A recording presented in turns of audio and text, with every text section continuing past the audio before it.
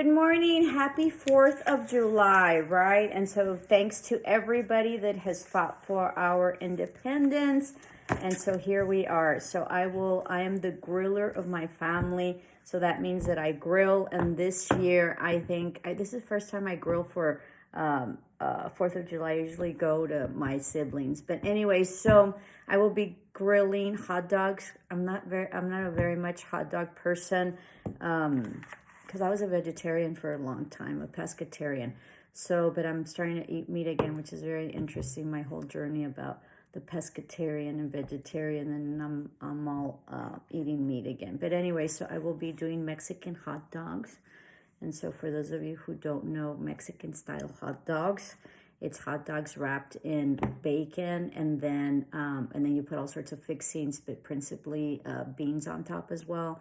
And then you put like jalapenos, pickled jalapenos, and then onions. So that's what I'm going to do. And then I found some white corn, which is really hard to get, but I was able to buy some, get some. So I bought some. So I will be grilling. So this is being recorded on July 4th, okay? Hopefully I'll get this in time. It just depends on YouTube and, the upload. And sometimes my internet, just like you all's, work, and sometimes it doesn't. So anyway, so happy 4th of July, okay? This is a short week.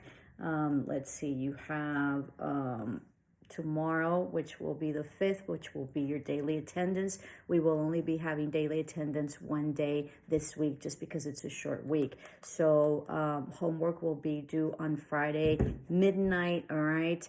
And then, of course, daily attendance is due on the 5th at about 1,700 or 1,800 hours, which is like, I think, 4 or 5, okay? What else? Remember that all your homework has to be on a Word document. So part of what you get graded for in my class is whether you understood the assignment, right? And you followed instructions, okay? I used to be very lenient on that, but people got very abusive, okay, on my leniency and just started completely disregarding a lot of stuff. So I've had to tighten that up. So whatever I say is how you need to turn it in, and it will serve you well if for your other classes and really university and higher ed and whatever certification school you're at or whatever it is that you're doing, okay, in terms of acquiring, education, okay, especially, a degree or an associate or a license. It's very important to just follow the instructions, and whatever the teacher wants is what you need to give it to them, okay? I'm not telling you that, let's say, you're having to write a paper and, you don't agree with the teacher's, ideals or perspectives. It's okay. You can write a paper on whatever it is that you want and what your viewpoint is, okay? As long as it's within the realms of, the instructions, right, and the requirements. But you have to give them what they want. If they want in a specific style, APA format, Word document, and if there is a discrepancy or if there's an issue to that, then you have to voice it and say, hey, miss, I wasn't able to do my assignment this and this way. I did it this way. Would you accept it? Because I had these challenges. So make sure that you're explicit in any type of deviation that you had in terms of your assignment, and that goes for everybody, okay? Anybody and everybody that you have in terms of your teachers, okay? It will serve you great being able to communicate that. So very important to follow instructions. I'm going to give you a little tidbit on following instructions. A long time ago, I bought this washer, and I was supposed to get a rebate, okay? And I've always been really anal about, I don't know if that's a proper word for this, but I've always been very, consistent or detailed oriented and meticulous in reading instructions, okay? And this is part of the reason why. So within the rebate little form that I had to fill out, and it was a lot of money. It was like $200. Well, a lot of money for me.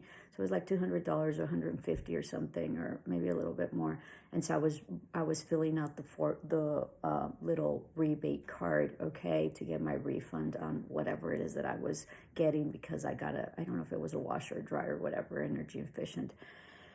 In a very fine print, it stated that I had to use black pen and that everything that I wrote had to be capitalized. Can you believe that? What a ripoff.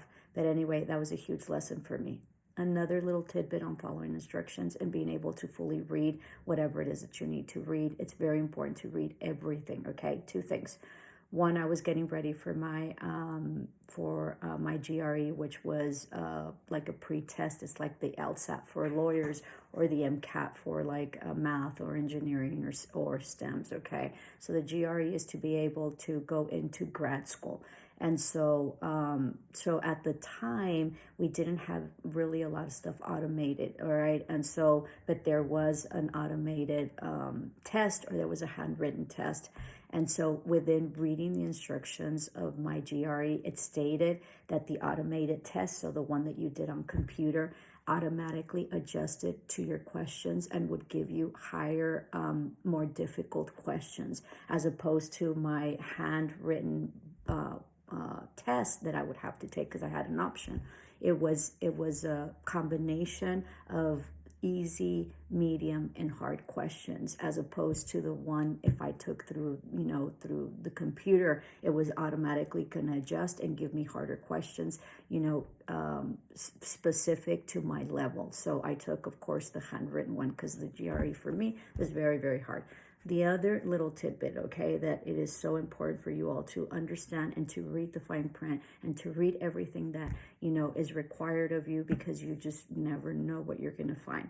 So I'm a commercial real estate broker, okay? And so, so I was getting my broker's license, because first you become an agent and then you become a broker. Not everybody can be a broker. You need a lot of qualifications and requirements. One of them is that you have to have some sort of degree or like a total of 120 like college hours or whatever. So also a ripoff. But anyway, so what happened, good old boy system, the brokers want to keep being brokers and don't want to open that up for other people. But anyway, so what happened with the brokerage was that in Texas you have to be an agent for 5 years. Okay, that's the law.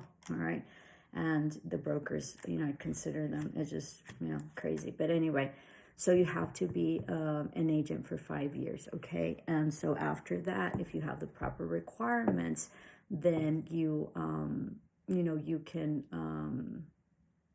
become a broker. So what happened was that I was also an agent in New Mexico, and in New Mexico, I only needed to be an agent for 2 years, and then I could become a broker, okay? Because I became a broker, a qualifying broker is what it's called in New Mexico. This is really important, and I know you guys are probably very bored, but listen. And so I became a qualifying broker in New Mexico. And because I became a qualifying broker in New Mexico, I was able to hurry up the process a little bit more in Texas, just slightly, okay? In terms of time frames, if you were a qualifying broker in another state, then whatever. The interesting thing about that is when I was studying to become a broker, because I still had to take my test. And so there was a national portion and then there was a state portion, okay? So because I was already a qualifying broker in New Mexico, all right, all real estate agents, all real estate commissions, right, for the states have to have a national portion and a state portion. And so because I had already taken the national I had already taken the New Mexico to become a qualifying broker. I had taken the national portion and the state portion. And so just out of sheer luck, because I read everything that I was supposed to read and I was studying and whatever, there was a law, okay, that nobody addressed in the Texas statutes, okay, when you become a broker, okay, the requirements. And it stated that if you had a brokerage, if you were a broker from, sorry, I have lots of allergies, in another state, you didn't have to take the national portion of the Texas State Commission, Real Estate Commission portion, okay? So if you were a qualifying broker, if you were a broker in another state, because you had already passed the national portion, that you didn't have to take it. So I emailed when I was about to take my brokerage. I emailed the commission, the Texas Commission of Real Estate, and they gave me the okay to take my brokerage exam, but they didn't waive my my national portion. And so, because I jotted down the law, okay, because I knew that I had to reference it eventually in case there was a problem, I need to reference it. So I made sure that I wrote down the law, and then I kept it in a safe place where I would be able to go back to it, because I learned this from the very beginning. So I still had a lot of years to go. And so when I applied for my for my Texas brokerage, okay, they gave me the okay, because they have to give you the okay. And then I said, hey, wait, you haven't waived my national portion of my exam. And they said, and so they were shocked, okay, and they're like, and so they said, what do you mean? They didn't know. And I said, this certain law, law of Texas, whatever, this and that, states that if you're a qualifying broker, if you're a broker in another state, because you passed the national portion, the national portion for Texas is waived. And so they had to go back and look for it, okay? And then they had to approve it. And only then was I approved to get the national state portion waived. And so what happened was that the national portion of the test had 80 questions, okay? And the state portion had only 50. So once I cleared that up, and it took some time because the people in the Texas Real Estate Commission did not know of it, all right? Then I was able to just take the state test in the brokerage exam, okay, for the Texas Real Estate Commission, as opposed to taking the national and the state. So it cleared me, have like a whole hour, it cleared me of saving a whole hour, possibly an hour and a half, and then eliminating 80 questions of the test. So make sure that you read, right? You understand and you take notes for everything that you need, especially when you're preparing for something, okay? When you prepare for a test, make sure that you read what you're going to go into. How many questions are there going to be? How much time do you need? What can you take, right? I had to make sure that I was able to take a calculator, because there was some math in it. And so there was only a specific type of calculator that was accepted. So make sure that you read the instructions on whatever it is that you're taking, especially if it's a test,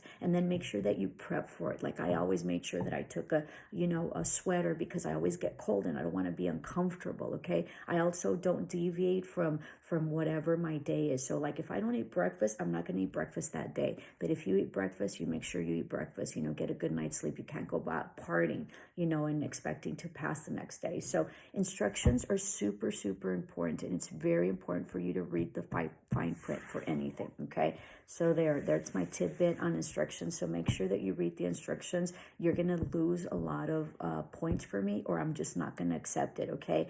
There was some people that didn't read the instructions very well or misunderstood. It's better to ask me, a simple text. I will answer immediately than you turning in something that I'm not going to accept, and I'm not going to accept things later, and you're not going to be able to correct them, okay? Because my class is too simple for you guys to get any more breaks than I already give you, all right? So welcome back. So this is July 4th. Speeding right along, okay? We will be having midterms next week, so going by really quick. Remember that your homework has to be done in a Word document, okay? Copy and paste the question, copy and paste the answer, or write in the answer for my English 133s. Now, let me tell you, I don't reference my Englishes by by reading comprehension or technical writing. I reference it by the number and the code, okay? So English 145, A500, and A501 is called technical writing, but I call it English 145. My reading comprehension is English 133, A500, and English 133, A501, and I reference that like that. I don't call it reading comprehension, and the other one, I just reference it as business communication. So, so that's how I reference it. If you have any difficulty and don't know what I'm talking about, please reach out, okay? I'm at a text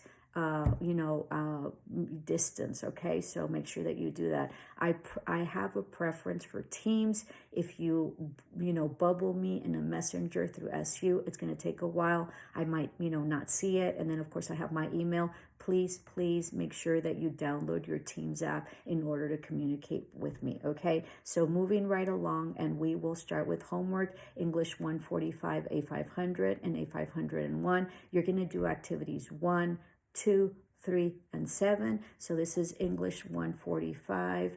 Oh shoot, I didn't get this. English 145, A500, and A501. Activities 1, 2, 3, and 7. Okay, and we have English 133, A500, and English 133, A501.